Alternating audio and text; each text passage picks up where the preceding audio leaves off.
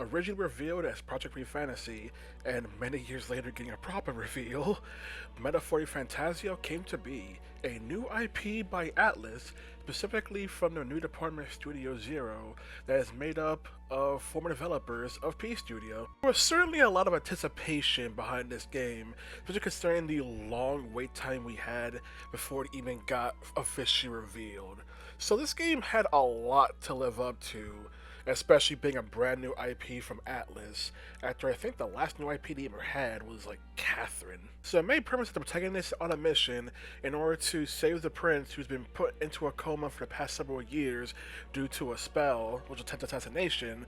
And while your main goal was to just get rid of the spellcaster, things don't go exactly as planned, and now you find yourself in a competition to become the next king, in order to try and get close to the spellcaster in order to try and save the prince and make them the rightful heir to the throne.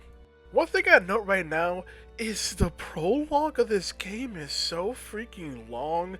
Like, despite Studio Zero being made up of former P Studio members, it feels like they learned nothing about how long the prologues for games like Persona 4 and 5 can get, and actually just made it even longer. So it does feel like it takes so long to really get into the actual meat of the game, which does suck because I do not like how long it takes. I like how long it takes those past two games, I don't like how long it takes to get here. So because of the competition for the next king, people at this tournament are generally given assignments they must do. So there is a deadline for tasks to be done, but one thing that's cool is that not all deadlines are treated the same. Like, some deadlines are just be prepared by this date, or some are complete the dungeon by this date. So there is some variety in how the deadlines are exactly handled. They're not just the same thing every month over and over. You also have many things you can do during the time span because the game has a calendar system. So you can hang out with friends, or you could do stuff like a bounty, or you could do regular side quests. And I like how the bounty stuff and the side quest stuff will generally have like their own unique area you can go to, because eventually you get like a vehicle called Gauntlet Runner that lets you go all over the map, and they actually make side dungeons for the side content. So it's not just going to the same place you've been before, you're going somewhere new, which can have a unique layout, unique puzzles, navigation through it, which is super cool way of handling it. And it kind of reminds me of something like the Devil Survivor games, where you would have side events that were their own unique missions in order to accomplish. And I really like how they're handling the calendar in this game, with making things more unique for the gameplay, more fun to do side things, right, and feeling more monotonous. Now, I mentioned you can hang out with friends in this game called the follower system. So something that I find interesting but also kind of feel about is the fact that how you interact with them is different. Like, some need to do a side quest, or some could be talked while you're in the Gauntlet Runner vehicle, like stuff like that. But it can feel a bit awkward. We just want to rank up with someone, but either they're just not available during the day, or the fact that you need to talk to them under a specific circumstance. The one that bugs me is the one specifically where you had to talk to someone while on the road on the Gauntlet Runner, because I feel like for those events, you don't really need to be on the Gauntlet Runner itself, but it means you need to find a reason to even use the Gauntlet Runner in order to then talk to them.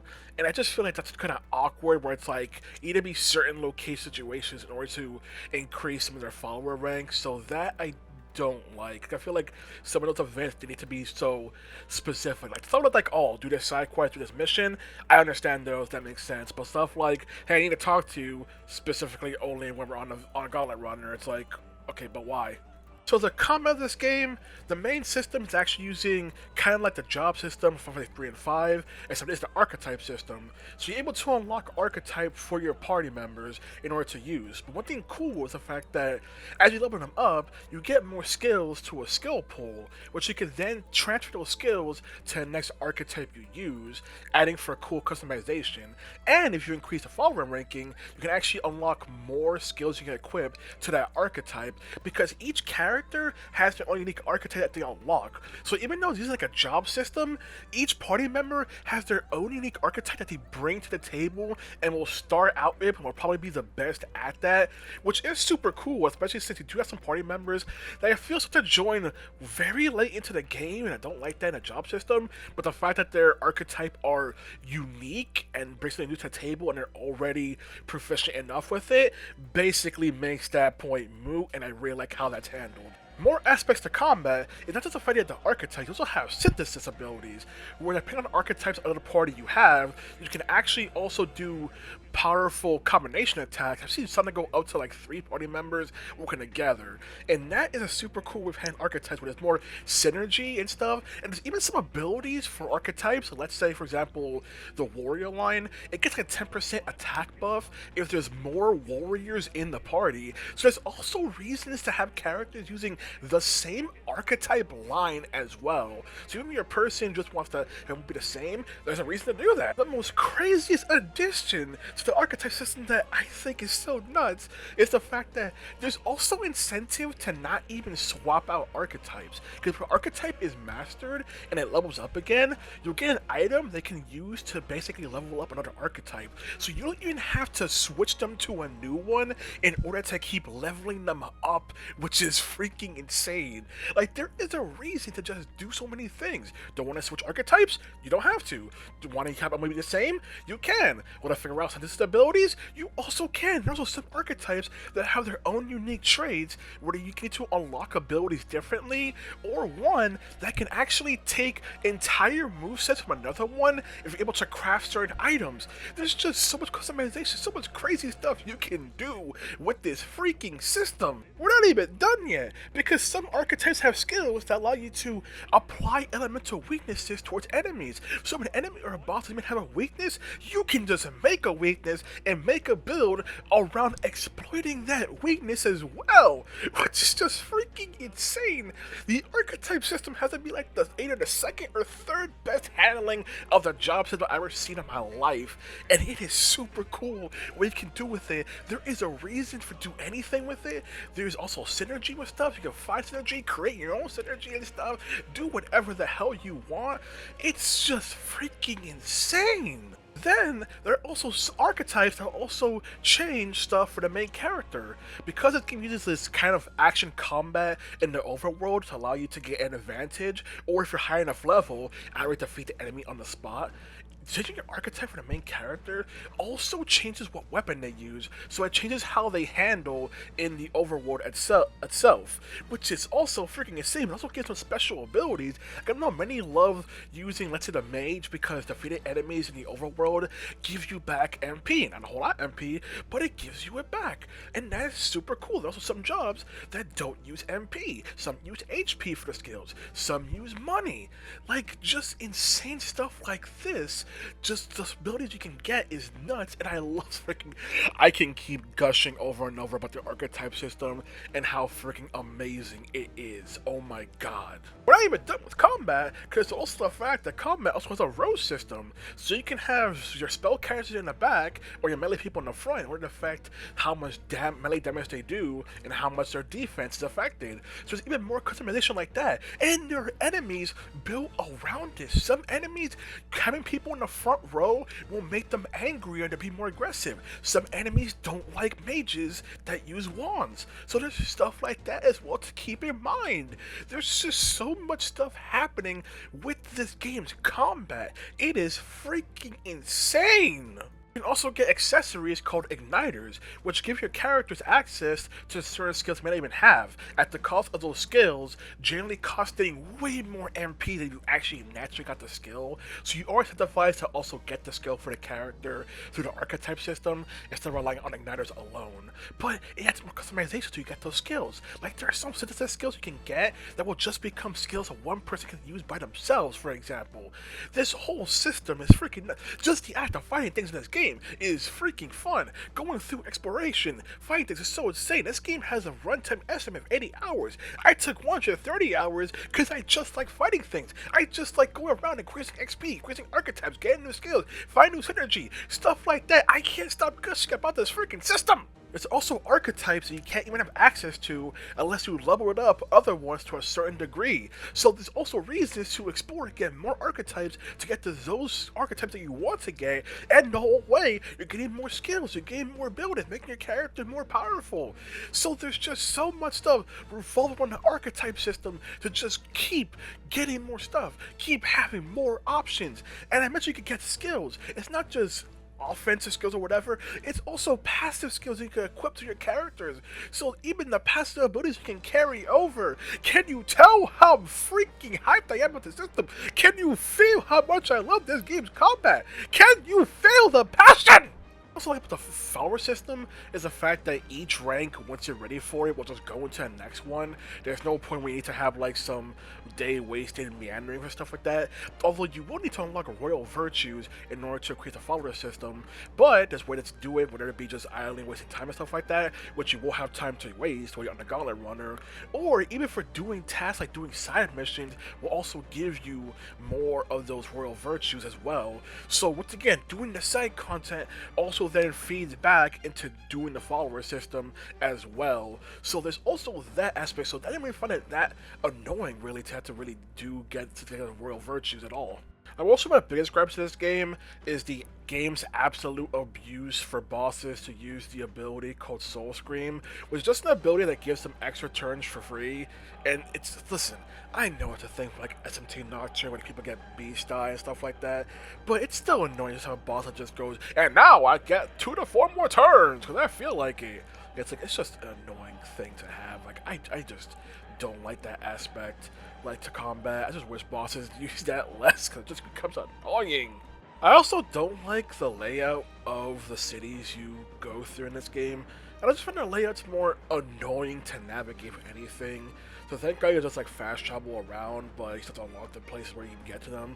But it's just because, I don't know, I just don't like it. Especially since the weirdness of the fact that you can walk, then you have a run button, then you're able to use the sword to ride around, but then you have essentially a boost button for that too, which feels redundant to have both a run and then the faster method of the sword as well. Like, having both just feels weird. It's also this weird thing where, for most shops, you can just go to the shops, get items and buy it, but for some vendors, instead, Gallica has to instead talk to you about the item, and then she tells you how many of them you have in your inventory. It's like, why do these vendors not just use the same shop layouts as like everyone else kind of thing? Like, why does it have to be like, why can't I just find out how many I have, so I've even seen this thing before? Why does Galaga need to slowly tell me that, oh, I have this many of this on me already? Like, that feels weird how inconsistent that is when it comes to some vendors in the game, but I guess not that big a major point. One of my biggest pet peeves is the fact that you can't interact with anything that is basically off-screen enough. Like, I say enough because I think it still be on-screen,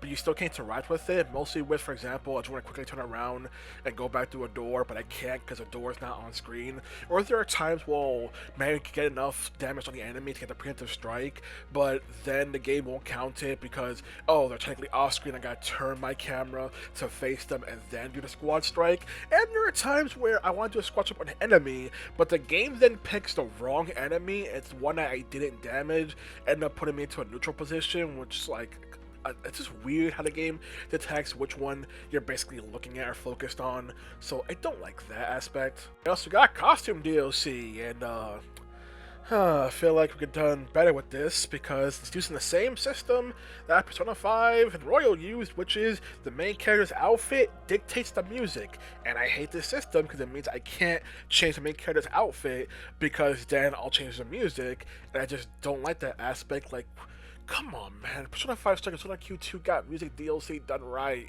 Why are we still using this system? For what purpose? I don't understand. It just means less customization because I don't want to change the main character's outfit. I want to hear the game's original OST. You also have this weird aspect where it's not game over, the main character dies in combat, but if they lose all their HP while in the overworld, then that counts as game over, apparently, which that just feels weird to have that be game over in the overworld, but I guess it's whatever. And now for the game's text. Like, for anime cutscenes, the text actually bring up this black border a bit for the anime cutscenes for subtitles. That is super cool, and I really like that. But there's other ways they falter, like in combat. the enemies move and stuff information will be small on the screen. Like, there was an instance where I was fighting the final boss where, no joke, I did not know what it said, so to actually record a clip back in order to then zoom in and read what the information the game was trying to tell me. So that needs to be bigger because the information needs to be readable. And there's also tutorial text is a bit weird. Like, for a fact that for some reason it's written way smaller, taking up only like that much of the screen, which I don't like. There's also the fact that they use red text for like important terms and stuff, but then there's green text they use that's easier to read when it's like an item, and I really wish they used that one more. I don't show it, there's also like orange text for the virtues as well that looks readable. The menu items, the descriptions are so tiny. Like, why is so much of the screen being taken up by images? I know because like the UI wants to be show up the UI and all that, but the information, the most important part of your UI, and yet for some reason it's like the smallest thing still when it comes to the text and what the items do. So I just don't get why so much of the script is taken up by the imagery itself. Like, I know people praise the UI for this game and Atlus games, but like, does no one take into account why the most important information is the thing that's hardest to read? Like, is it just me with these menus? I don't understand why it's like this. I just don't get it. Like, that should be the thing that's most importantly emphasized. It's also text we have to be do a battle and stuff. That's also hard to read. We do like an open world battle every 2 weeks. Wish I could read that better, but just like we just need better text. But mostly for the battles. Like, come on, man, come on. Overall, I just freaking love Metaphor ReFantazio. It's like they truly took the best aspect of a lot of their games. Like, we have the best use of the counter system with Double Survivor, the best use of freaking party member side content with like Double Survivor 2's Fate system. We have the freaking Rose system from like SMT2. We have synthesis skills to be co-op attacks like Digital Double Saga. We're also using the press turn system in this game's combat that's also Digital Double Saga such as SMT3 Nocturne as well. There's just so much cool stuff in this game, and with the state I just pointed out, there are people who are surprised that people are comparing this to Mega 10. Like, that's the new IP. This adds up to new IP, but they also keep making comparisons to Mega 10 or using Mega 10 terms and stuff in the game as well. So the comparisons are inevitable. Not help that they're treating it as the 35th anniversary for their entire company. So it's a hodgepodge of all the ideas they've done over the years. So yes, the comparison will be inevitable, especially with Studio Zero's former track record. So get over it, people. But yes, this game is just absolutely amazing. The combat is just so much fun. The way it handles the calendar with the side content being unique dungeons and stuff is just so fantastic. It's just a freaking great game. It's just freaking amazing. Is the plot the most stellar thing? I think the plot's very good. I won't say the most amazing thing I've seen, though I will say this game's villain is freaking amazing. I will say, don't really care too much for the main character themselves, even though they have a speaking role, but I don't know, that don't really interest me. But the other party members, oh, they definitely do. Oh, those mofos definitely do. So this was a great game, and I could just keep gushing up the archetype system.